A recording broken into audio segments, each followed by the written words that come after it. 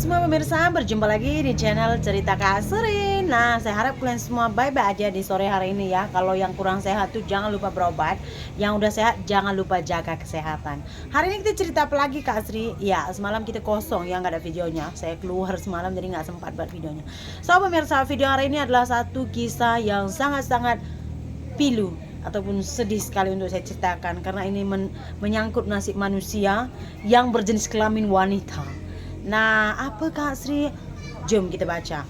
Ini tuh saya baru baca tadi pemirsa, dan ini tuh baru aja terjadi di tahun 2024 ini pemirsa. Apa sih? Jom kita baca. Yang mau saya sampaikan kepada kalian di cerita kita kali ini adalah sebulan ditinggal ibunya karena dideportasi Malaysia. 3 anak TKI Malaysia dipulangkan khusus melalui Nunukan Kaltara. Ya, sebulan ditinggal ibunya karena dideportasi Malaysia, 3 anak TKI Malaysia dipulangkan khusus melalui Nunukan Kaltara. Oh my god pemirsa. Jadi kalau dari tajuk ini kalian udah tahu ya, perempuan ya warga negara Indonesia yang memiliki anak di Malaysia 3 orang dideportasi dari Malaysia untuk kembali ke Indonesia. Yang menjadi pertanyaan adalah, kenapa hanya emak yang dideportasi? Bapaknya macam mana? Ya kan? Kenapa emak yang dideportasi? Alright, sebelum kalian semakin bingung, jom kita baca dulu beritanya pemirsa ya.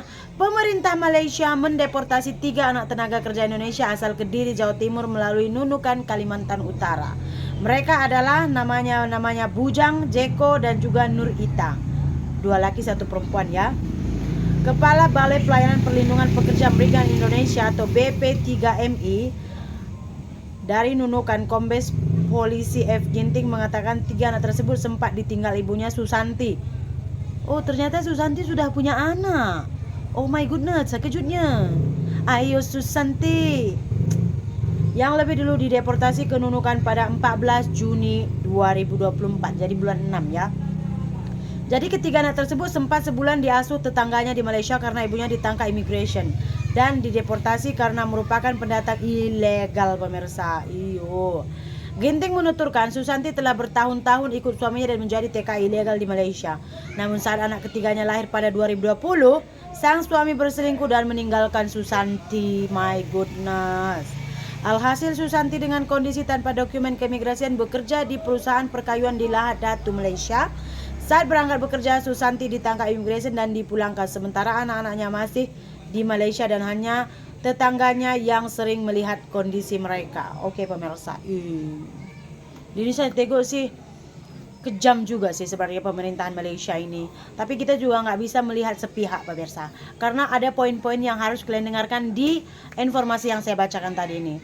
Poin pertama adalah Susanti sudah bertahun-tahun ikut dengan suaminya di Malaysia. Jadi dia itu bukan istilahnya ilegal tuh hanya sekejap di Malaysia. Sudah bertahun-tahun sampai beranak 3. Betul kan? Jadi jangan kalian tengok di sini, oh my god, kejamnya pemerintah Malaysia karena mendeportasi atau memisahkan ibu dengan anaknya. Di sini yang kejam siapa? Di sini yang kejam adalah ibu. Kenapa lagi nyalahkan ibu Sri? Iya, udah tahu kamu aja ikut. Jadi suaminya ini pun saya tidak tahu apakah dia warga negara Indonesia atau warga negara tempatan ya. Karena dia tidak menjelaskan di sini, tetapi suaminya itu berselingkuh. Kelahiran anaknya ketiga, suaminya itu selingkuh terus ditinggalkannya. Makanya saya bilang, kamu kalau udah di negara orang jangan mau kumpul kebo. Tak ada ikatan apapun. Sedangkan ada ikatan sudah diikat dalam agama dan udah terdaftar di negara aja tuh, masih besar kemungkinan kita ini diselingkuhin. Apalagi kalau kita nggak ada apa-apa ikatan, nggak apapun yang boleh kita buat ya, selingkuh aja. Udah kamu disuruhnya beranak 3 kali, udah gitu ditinggalkannya kau sama perempuan lain dia, kamu pula yang ngurus anak itu, ngasih makannya. Enak kan dia bercocok tanam sana, bercocok tanam sini, ya kan? Herannya lagi sama perempuan seperti ini. Manusia perempuan jenis lelaki macam mana pun dia nak, janji ada pisang. Betul saya cakap. Udah kayak gini laki tak guna pun ada juga perempuan yang nak dekat dia, ya kan pemirsa. Nah jadi dia itu ilegal beberapa tahun di Malaysia. Terus karena suaminya udah selingkuh, inilah namanya udah jatuh tertimpa tangga. Udah ditinggal suami karena selingkuh, pas pergi kerja ditangkap immigration pula. Udah ditangkap immigration, dipulangkan pula. Saya udah terbayang pas dia bilang, Pak tolong Pak, anak saya ada 3 Pak, tolong Pak. dia dideportasi. Karena kalau misalkan TKI itu dideportasi atau dihalau, itu kan kayaknya dideportasi itu biayanya dari mana ya? Karena kalau katanya udah dideportasi itu selalunya biaya akan dibebankan kepada orang yang dideportasi tersebut. Kalau dia nggak mampu, keluarga di kampung pun nggak mampu, perwakilan siapa yang menjamin dia, entah suaminya entah siapa yang menjamin dia tinggal di sana, dia yang membayar biayanya. Dan dia pun nggak mampu, baru mereka akan meminta kepada perwakilan negara. Jadi misalnya kita warga negara Indonesia yang mau dideportasi dari Malaysia, maka negara Indonesia yang akan membiayainya jika kita sudah tidak mampu. Semuanya udah nggak mampu, maka negara yang akan membiayainya. Makanya kalau kalian di luar negara, apalagi kalau kalian ilegal, jangan terlampau kerap memburukkan negara kalian. Kenapa? Kalau misalkan kalian tidak masalah apa-apa dan kalian tidak punya uang, family di kampung tidak punya uang, di negara tersebut kalian gak ada siapa-siapa, negara lah yang akan pasang badan untuk menjamin nasib kalian, ya, begitu. Jadi si perempuan ini juga begitu pemirsa, dia ditangkap dan dideportasi, dan anaknya itu tinggal selama sebulan. Anaknya itu tuh diberi makan, dijaga sama tetangganya yang ada di Malaysia pemirsa, hingga akhirnya pemerintah Malaysia juga mendeportasi anaknya itu melalui jalur ilegal. Oh my god. Jadi jalur ilegal juga bisa kalau urgent katanya. Kenapa? Karena begini. Kenapa ilegal, Sri? Saya rasa ada alasan yang urgent. Dari pemahaman yang saya baca lah, ya, dari pengalaman yang saya alami. Yang pertama dulu, untuk membuat paspor SPLP anak tuh harus ada orang tuanya.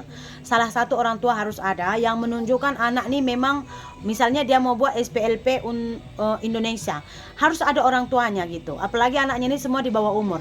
Nah, emaknya kan udah awal dideportasi pemirsa, dia udah nggak bisa buat SPLP. Sementara dokumen dia apa-apa pun tak ada. Dia lahir beranak je di Malaysia. Surat beranak dia di hospital tak ada, di GPN tak ada, apapun tak ada. Dia lahir macam tu je. Bapak dia pula dah lari dengan perempuan lain. So nggak ada apa yang boleh dipakai untuk menunjang ataupun mendukung bahwa dia ini adalah adalah warga negara Indonesia. Jadi dia dipulangkan secara ilegal melalui nunukan. Jadi begitu pemirsa. Ada kriteria-kriteria sebenarnya pemirsa. Ya, kadang-kadang jalan pintas yang nggak pantas pun boleh juga. Karena macam yang saya cakap, nggak ada yang menjamin anaknya ini. Bapaknya entah kemana, udah dapat pula dia mangsa baru. Nanti entah berapa lagi dia bercocok tanam situ, 2, 3, 4, tinggalkan lagi, cari lagi perempuan bodoh lainnya, ya kan? Apa nak buat, shalom media. So pemirsa, untuk cerita Kak Sri, sebelum saya tutup, saya mau beritahu kepada kalian, wahai wanita, kalau udah terjadi seperti ini, selalunya Anda yang menjadi mangsa. Segala keputusan ada di tangan Anda. Walau macam mana pun lelaki datang menggoda, kalau Anda katakan tidak, mereka tidak akan meneruskannya. Jadi jaga baik-baik diri Anda dan jaga baik-baik keselamatan dan harga diri keluarga Anda. Oke, jumpa lagi di channel Kak Sri berikutnya. Cerita Kak Sri berikutnya, Deng. Bye-bye.